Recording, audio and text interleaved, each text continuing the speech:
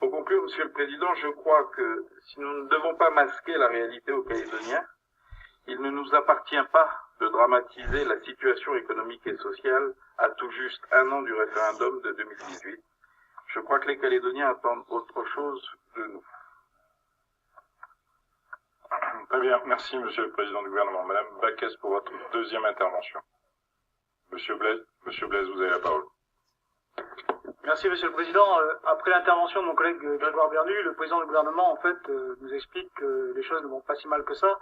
Je crois qu'il y a une personne en Calédonie qui est convaincue que les choses ne vont pas mal, c'est le président du gouvernement.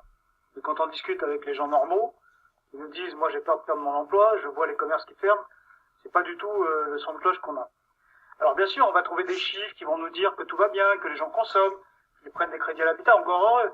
Mais la réalité c'est que si vous regardez dans les rapports de l'IOM un autre chiffre très évocateur, ce qu'on appelle le coût du risque, c'est-à-dire ce que les banques passent comme provision pour couvrir ce que les gens ne payent plus comme emprunt.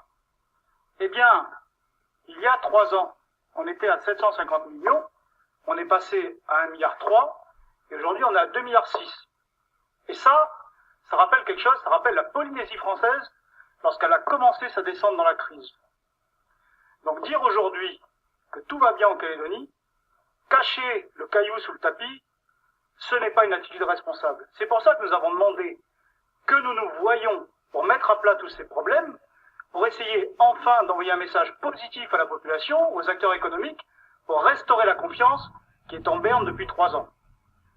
On nous a convoqués aujourd'hui, Monsieur le Président, pour voter un budget supplémentaire. Mais quand on vote un budget supplémentaire, c'est qu'il y a de l'argent à donner. Là, vous nous convoquez pour enlever de l'argent. En fait, vous nous convoquez pour une facture. Ce que vous nous demandez de voter aujourd'hui, c'est pas un budget. C'est la facture du bilan de votre politique économique sur les 2 dernières années.